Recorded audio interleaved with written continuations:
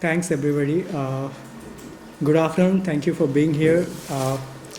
So this particular presentation is part of my PhD project and also the project that I'm pursuing here in the land house. And it's about the urban lakes in the city of Bangalore, or right now Bengaluru, and the social, political, and ecological contestations that are going around the lakes in the city. And I try to see them under in the context of different urban transformations in Bangalore. And so Bangalore, people who know that Bangalore is right now popularly known as the IT capital of India, or the Silicon Valley of India. But historically speaking, Bangalore has never really been an industrial hub of India. Rather,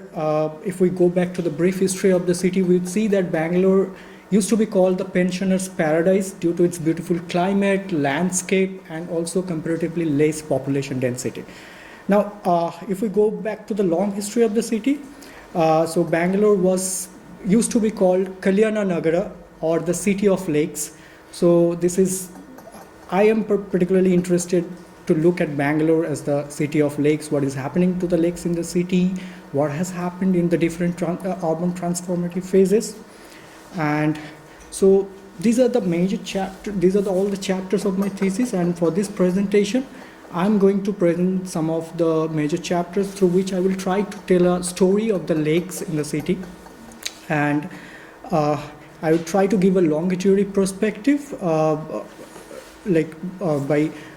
talking about two major urban transformations that happened in the city of Bangalore. The first one is the Colonial urbanization project that was there in the early 20th century in Bangalore, and how their interaction was with the lakes or the water bodies in the Bangalore. And the next one is the contemporary urbanization process that started in Bangalore in the post-economic liberalization period in India. Now, first of all, I would like to draw your attention to both of these pictures. The pictures on the left is a picture of the Bengaluru Lake in 2018, and you could see that a toxic froth was coming in from the lake, specifically due to sewage inflow, industrial effluents, and also heavy solid waste dumping. But it's been although there was a huge media outcry and governance attention, but after 7 years, the lake has not improved much. And on the right, this is the Pattandur Agrahara Lake, and which is also one of my field sites. And this is the picture from 2024. Now, it was also a beautiful lake at a point of time, but right now, almost all the lake has been encroached upon illegally, both by public agencies as well as the private parties. And a bit of it is left, which looks like a marshy land, which you can see there, and which is choked with wastewater from the nearby residential layouts. Now, while these are the major issues that are bothering the lakes in the city right now, and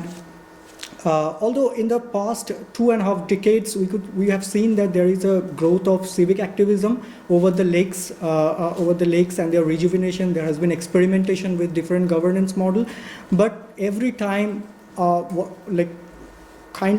different water crisis, like kind of water scarcity issues in the summertime, or maybe the flood issues come, the pertinent question that comes is that have these efforts been actually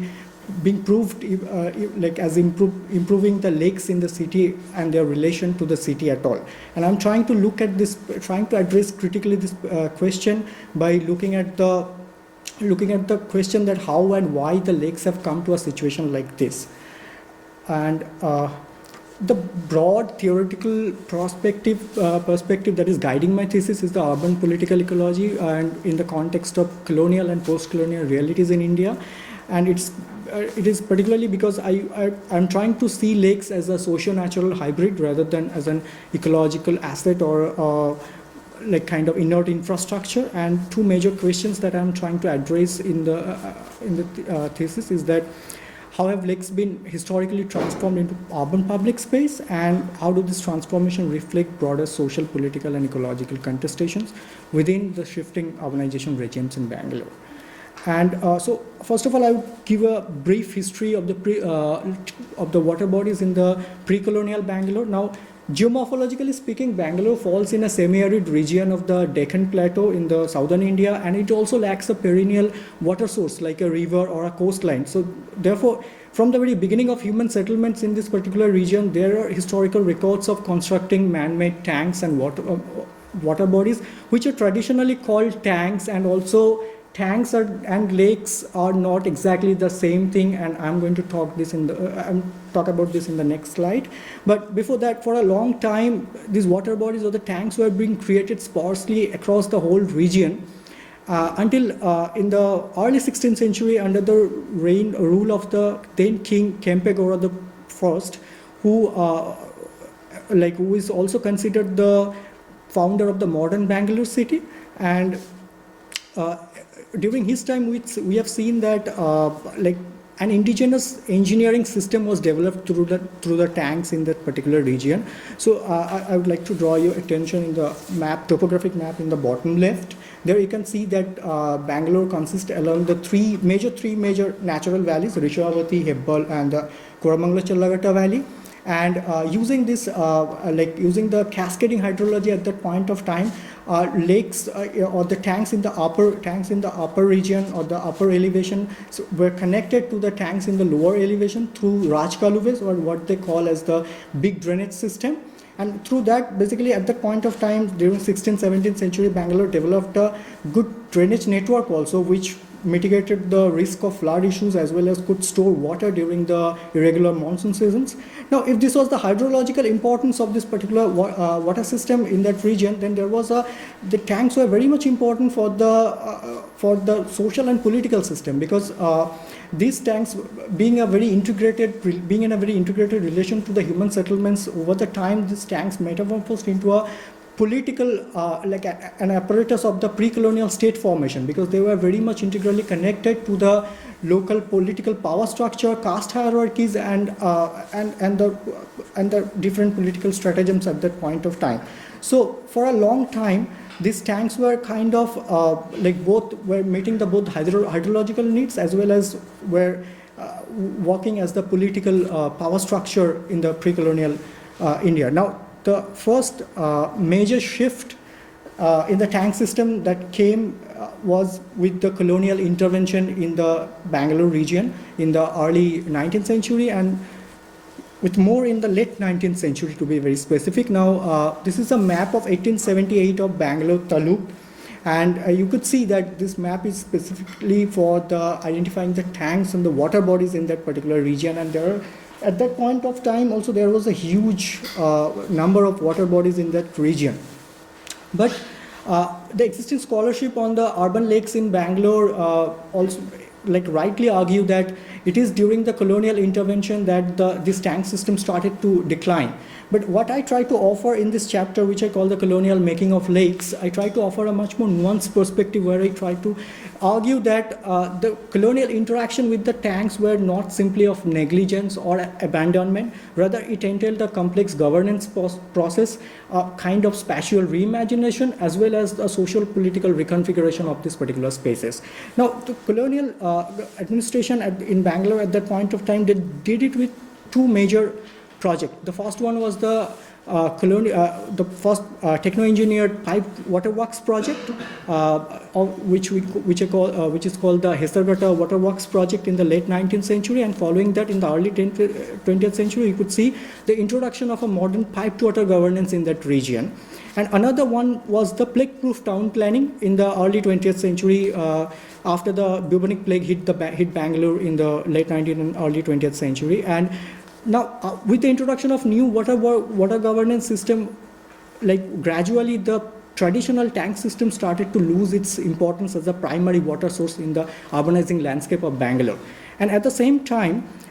through the plague-proof town planning, these tanks were identified as the unhygienic spaces, breeding ground of the diseases, and we could see that certain rules and regulations started to come to the started to come to regulate or to kind of bring new social order to these spaces, such as you could see. So these are the kinds of snapshots from the archival documents that I have worked on. So there are kinds of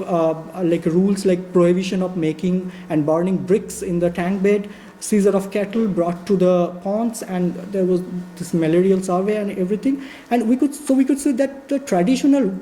like activities which are associated with the tank system started to decline, started to be regulated in the early 20th century, and the usage patterns or the usage practices started to change when we could see in the early 20th century the colonial administration was selling off some of the tanks or the portion of the tanks for industrial growth of the new industry in this region, as well as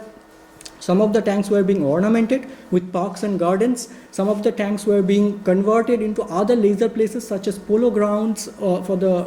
like people who will play. And also with this change, we could see that there was a gradual erasure in the community control or the local political power structure which are associated with the tanks, as well as a history of both human and ecological displacement happened, because with all these new urban planning projects or the waterworks projects, we could see that a lot of villages were being displaced at that point of time. A lot of tanks were being repurposed, decommissioned, and with the new usage practices, we also see that a broader notion of colonial urban aesthetics was in a process to identify these water bodies. So what I try, based on this evidence, is what I try to argue in this chapter is that there was a colonial interaction with the tanks was a kind of shift from the utility-oriented, community-managed tank spaces to a public urban lake, to identify the lakes as urban public space, which brought a new social order with it, which also brought a different kinds of contestations around it. And most importantly, these spaces become an ambivalent terrain where the traditional practices started to coexist with the modern sensibilities, sometimes easily, sometimes quite uneasily. Now we come to the post-independence era, when in the early days of post-independence, where we see that the newly independent government there in Karnataka region and also in the Bangalore, they were identifying these lakes as a public space. The legacy was being continued, but the social order that was being introduced by the colonial government in the early 20th century started to collapsing down, because and we started seeing that a lot of migration from rural to urban migration was happening, and people with limited resources, they are coming and starting and settling down in the lake beds areas, as well as also reflecting the broader pattern of urbanization just immediately after the independence in India. These spaces were particularly targeted for the land in making projects, where a lot of lake spaces were being converted into other built infrastructures, ranging from bus station to one of the largest golf course in India. And this particular situation took a fundamental shift in the early 1990s, when we see that the economic liberalization happened officially in India, and also with that a globalized model of urban development came in India. And and at that point of time, interestingly, these lakes were identified as a very lucrative source of investment. Why? And it was happening in a shifting discourse of shifting environmental discourse, governance regimes change, and as well as the market logics were becoming very much different. And so, to understand this particular shift in the reconfiguration of lake spaces, I took 3 particular case studies of different lakes in Bangalore, where I try to discuss the broader urban and environmental rationales behind this reconfiguration process, and how the reconfiguration process is happening in the ground, and the emerging social, political, and ecological contestations, or the different dynamics of contestations that are coming out of this reconfiguration process. Now, the first case study that I talk about in this presentation is the case of the Nagavara Lake, which was an interesting case because Nagavara Lake was one of the four lakes in Bangalore in the early 21st century, which were brought under the public-private partnership model of governance. And Nagavara Lake should be called the successful one, because the private lease continued for 15 long years in that in this particular lake. And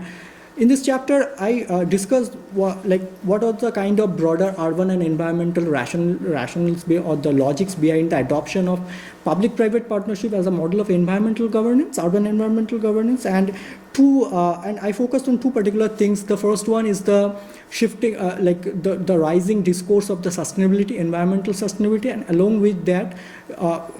aligning with the aspirations of becoming a global city. The cities like Bengaluru and India were trying to achieve the world-class status at this point of time, and therefore the political, national and the local political actors, they identified, these lakes are no longer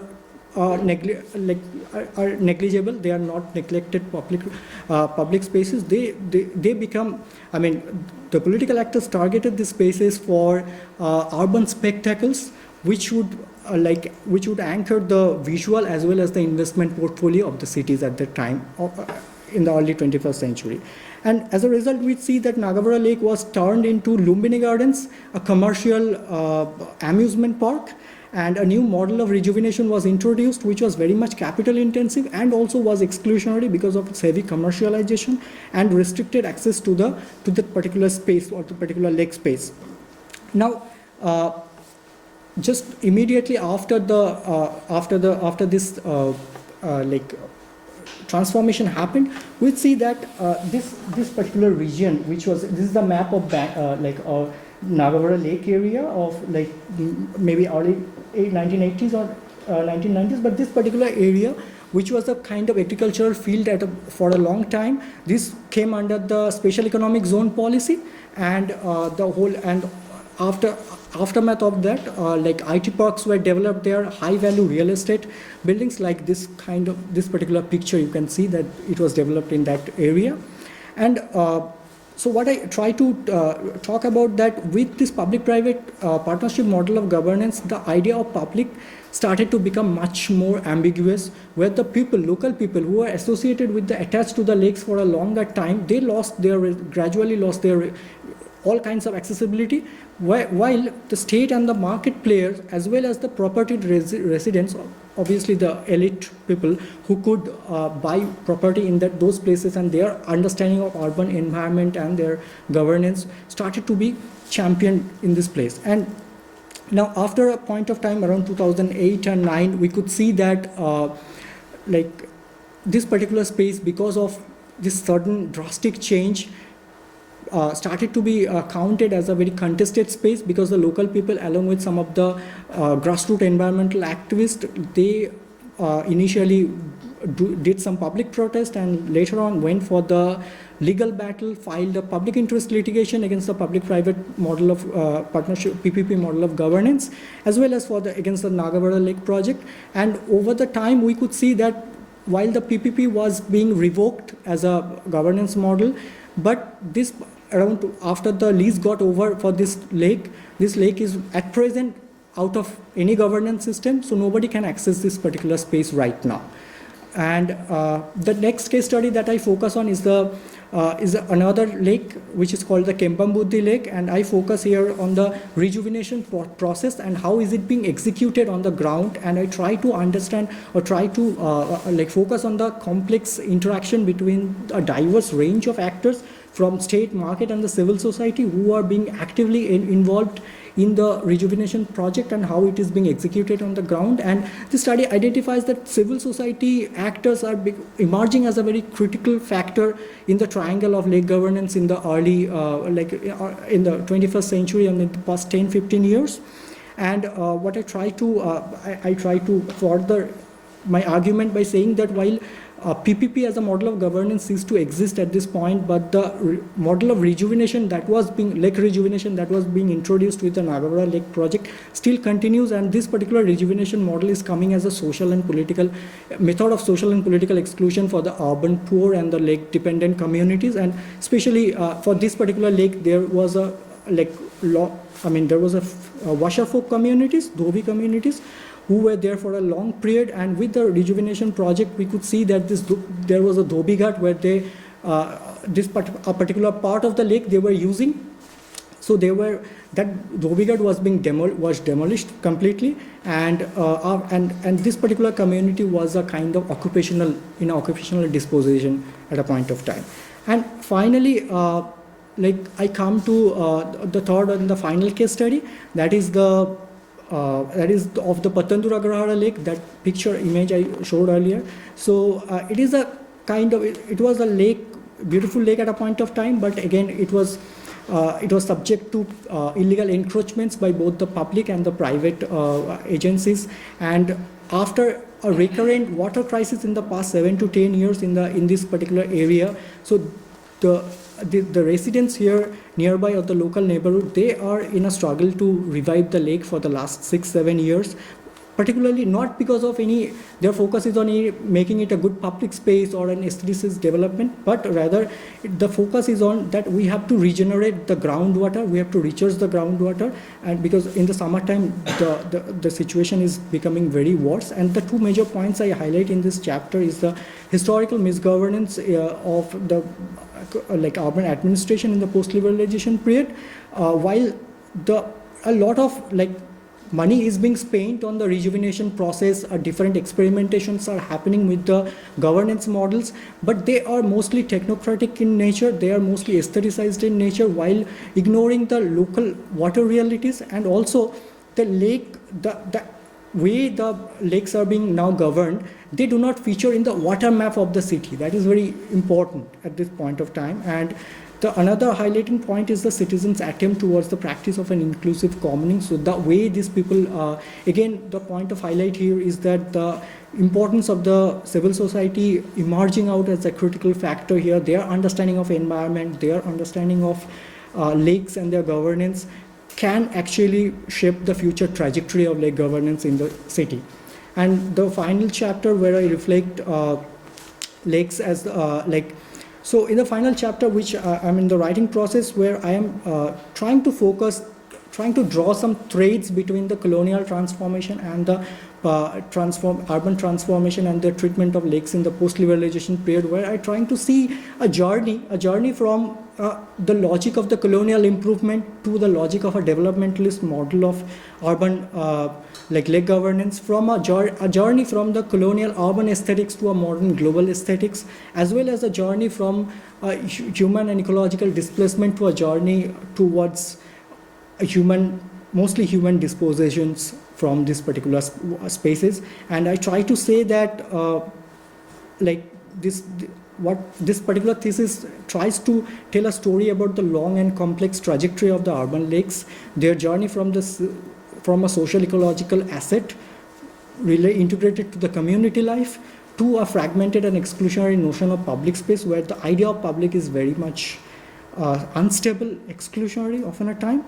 And I demonstrate that